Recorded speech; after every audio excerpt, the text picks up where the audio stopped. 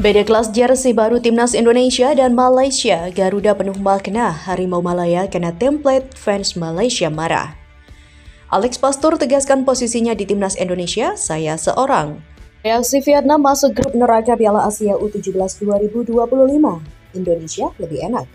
PSSI percepat proses naturalisasi striker untuk Timnas Indonesia jelang kualifikasi Piala Dunia 2026. Itulah 3 headline yang akan kita bahas untuk video kali ini, Sobat. Yuk simak selengkapnya.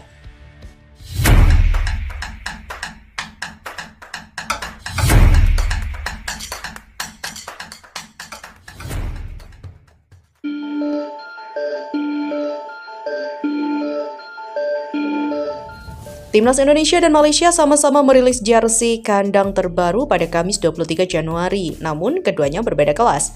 Airspo selaku aparel resmi Timnas Indonesia telah memperkenalkan jersey kandang terkini skuad Garuda. Penantian telah usai, jersey baru untuk Timnas Garuda untuk Indonesia. Demikian pernyataan Airspo dalam unggahan di akun Instagram resminya. Jersey ini berbau retro dengan garis putih yang melintang tanpa putus di bagian lengan, dada hingga punggung para pemain. Ada pula warna putih yang disematkan di bagian pinggang yang semakin membuat cantik seragam Garuda. Dalam pernyataan resminya, Muhammad Sadat selaku pendiri Airspo menyampaikan makna filosofis seragam baru Timnas Indonesia. Kami merasa terhormat untuk membawa simbol-simbol warisan Indonesia ke dalam dunia sepak bola. Relief Garuda dan juga bunga Edelweiss menginspirasi kami setiap hari, dan kami ingin jersey ini mencerminkan semangat bangsa kita, kuat, tangguh, dan bangga. Selain itu, seragam ini juga diharapkan bisa menginspirasi para supporter Garuda melalui budaya masa lalu dan jaga masa depan. Kami percaya jersey ini akan menginspirasi pemain dan Garuda fans untuk bangga dengan identitas mereka serta merayakan hubungan abadi antara masa lalu, budaya Indonesia, dan masa depan sepak bola di lapangan. Di sisi lain, Malaysia juga merilis jersey baru mereka pada hari Kamis 23 Januari melalui aparel ternama dunia Puma. Namun demikian, konsep jersey Harimau Malaya itu tidak begitu bermakna karena terlihat template dengan jersey rilisan Puma lainnya. Akun supporter Thailand di media sosial X @thaifootballs membeberkan bagaimana modal jersey tersebut juga dipakai oleh tim lain yang menggunakan aparel Puma. Saya tak kuat melihat kebijakan jersey template dari produk global, terutama untuk seragam tim nasional. Itu terasa seperti mereka tidak menghormati rasa bangga orang-orang kepada tim nasional dan negara mereka. Sementara itu, beberapa fans Malaysia sangat kecewa dengan jersey terbaru Timnas Malaysia. Setelah ini bisa pakai merek lokal aja ya, merek-merek besar semua banyak desain template, kata akun dari Farha. 3 tahun kita tunggu seragam baru, hasilnya mah seperti ini, kata akun dari AA7Z. Beralih pada berita selanjutnya, Alex Pastur angkat bicara soal dirinya yang dianggap lebih pantas menjadi kepala pelatih Timnas Indonesia dibanding Patrick Kluivert. Turut diketahui bahwa beberapa waktu terakhir, sejumlah pihak menilai Alex Pastur seharusnya yang ditunjuk sebagai kepala pelatih Timnas Indonesia. Bukan tanpa sebab Alex Pastur dinilai banyak pihak memiliki catatan kepelatihan yang lebih baik dibanding Patrick Kluivert. Pelatih berusia 58 tahun itu pernah menangani beberapa klub Liga Belanda. Bahkan ia pernah membawa 3 klub promosi ke kasta tertinggi Liga Belanda. Sementara Kluivert lebih banyak berkarir sebagai asisten pelatih. Dia hanya pernah melatih timnas Curaçao dan klub Adana Demirspor. Alex Pastor pun diminta menanggapi hal itu saat diwawancarai oleh Zico Sport. Dia kemudian menegaskan posisinya di Timnas Indonesia. Saya seorang asisten pelatih, tegas Alex Pastor. Alex mengakui sudah sangat mengenal dekat Patrick Kluivert. Kami benar-benar mengenal satu sama lain karena kami berdiskusi dengan intens. Alex Pastor pun menyebut keputusannya untuk mendampingi Patrick Kluivert tak semata-mata hanya untuk menjadi seorang asisten. Kami membangun pondasi bersama-sama untuk akhirnya dibangun untuk Timnas Indonesia. Kami pun mengenal satu sama lain dan tahu tugas dan juga fungsi kami, kata Alex. Selain itu, PSSI berusaha mempercepat proses naturalisasi oleh Romeni demi memastikan pemain asal Belanda itu bisa tampil pada lanjutan putaran ketiga kualifikasi Piala Dunia 2026 zona Asia yang dijadwalkan pada Maret 2025. Anggota Komite Eksekutif atau Exco PSSI Arya Sinulinga mengungkapkan bahwa setelah kedatangan Patrick Kluivert sebagai pelatih Timnas Indonesia, dokumen naturalisasi Romeni telah lengkap dan siap untuk diproses oleh Romeni kemarin. Saat Kluivert masuk menjadi pelatih Timnas Indonesia, dokumen-dokumennya langsung selesai.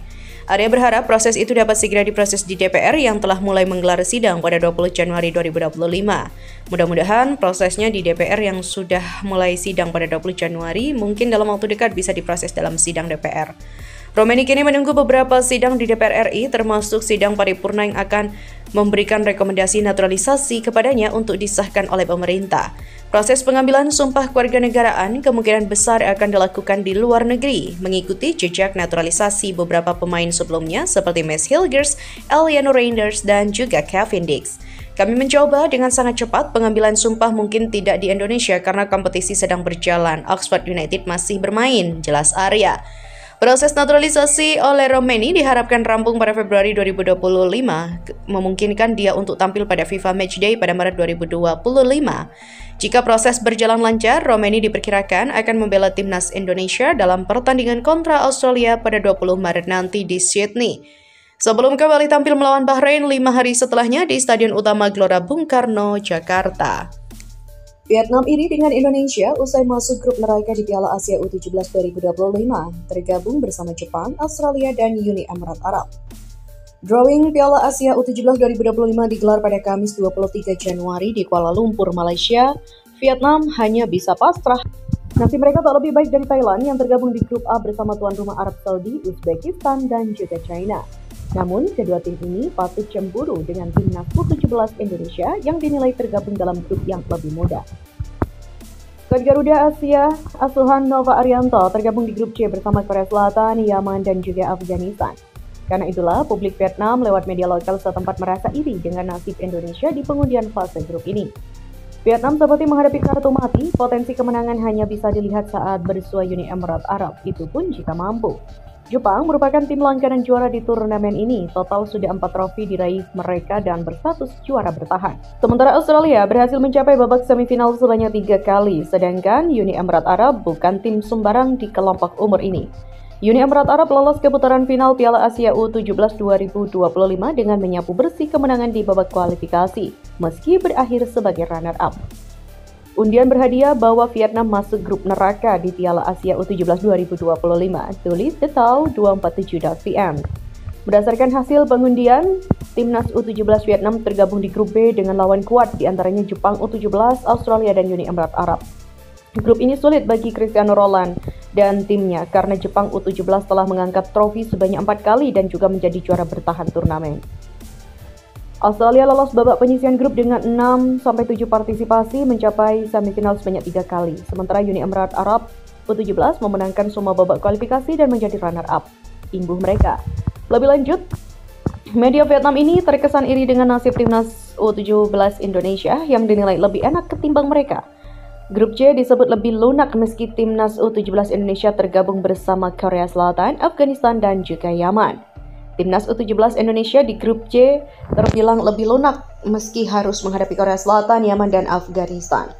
Hal ini menarik apalagi melihat Indonesia bersua Korea Selatan, tensi tinggi mungkin akan mewarnai laga ini.